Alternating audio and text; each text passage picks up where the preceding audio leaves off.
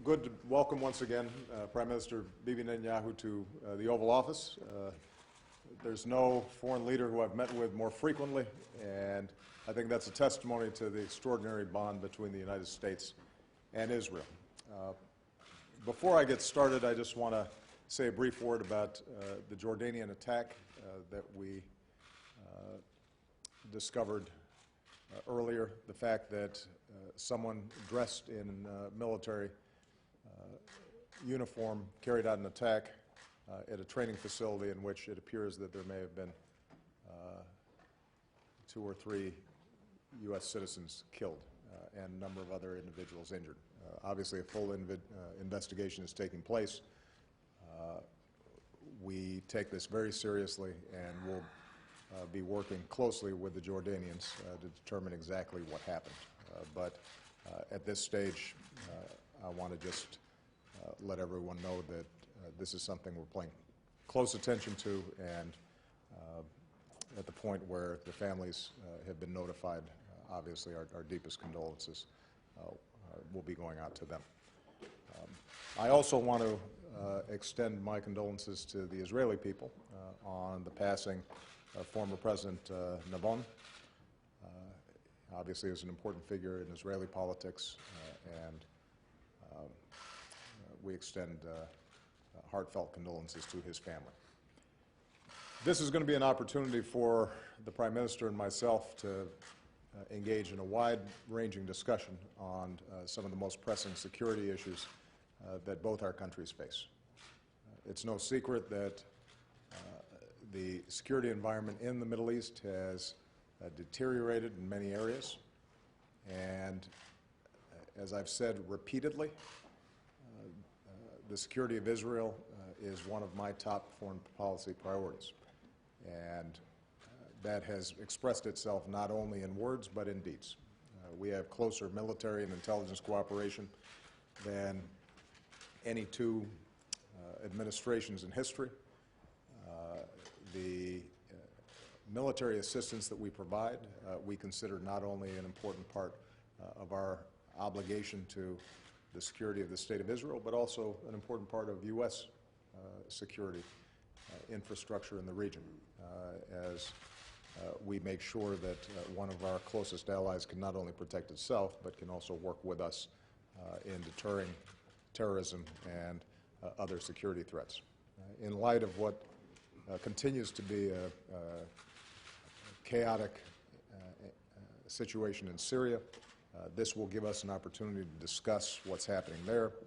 We'll have an opportunity to discuss how we can blunt the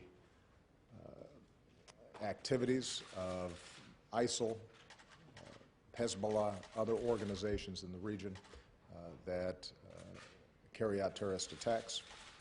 A lot of our time will be spent on a memorandum of understanding that we can potentially negotiate. It will be expiring in a couple of years, but we want to get a head start on that to make sure that both the United States and Israel can plan effectively for our defense needs going forward. We'll also have a chance to talk about how implementation of the Iran nuclear agreement is going. It's no secret that the Prime Minister and I have had a strong disagreement on this narrow issue, but we don't have a disagreement on the need to making sure that Iran does not get a nuclear weapon, and we don't have a disagreement about the importance of us blunting destabilizing activities that Iran may be taking place. And so we're going to be looking to make sure that we find common ground there. And we will also have an opportunity to discuss some of the concerns that both of us have around violence in the Palestinian territories. I want to be very clear that we condemn in the strongest terms Palestinian violence against innocent Israeli citizens. And I want to repeat once again, it is my strong belief that Israel has not just the right but the obligation to protect itself. I also will discuss with the Prime Minister his thoughts on how we can lower the temperature between Israeli and Palestinians, how we can get back on a path towards peace, and how we can make sure that legitimate Palestinian aspirations are met through a political process, even as we make sure that Israel is able to secure itself. And so there's going to be a lot of work to do with too little time, which is why I will stop here and just once again say welcome. Thank you. Thank you. Thank you. Thank you.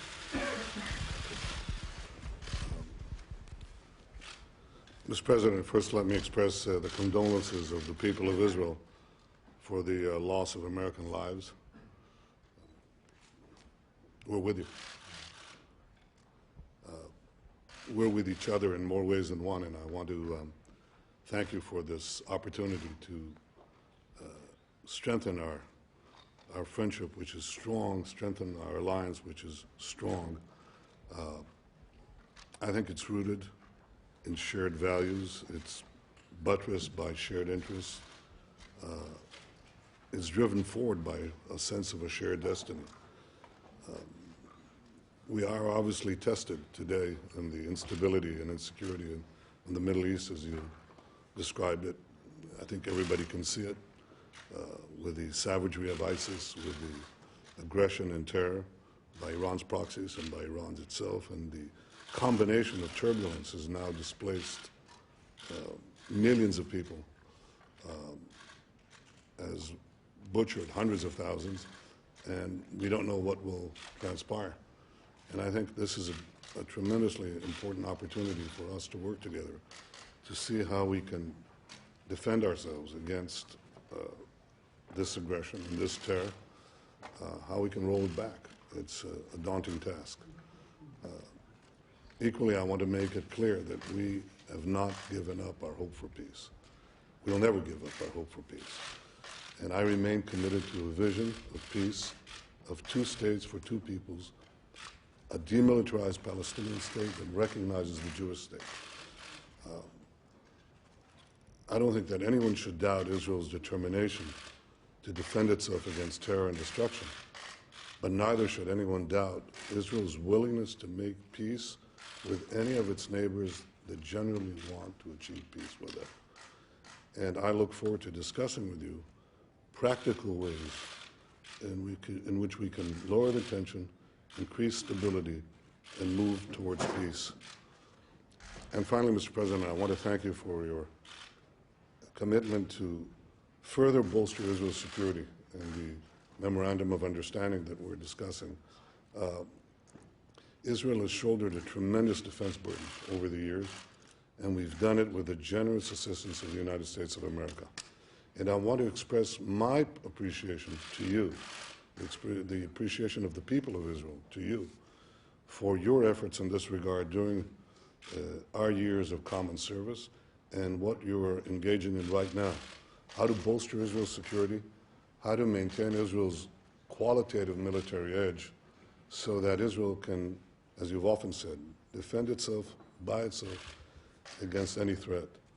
So for all these reasons, I want to thank you again for your hospitality, but even more so for sustaining and strengthening the tremendous friendship and alliance between Israel and the United States of America. Thank you very much, Mr. President. Thank you. Good. Thank you very much, everybody. Thank you. Thank you.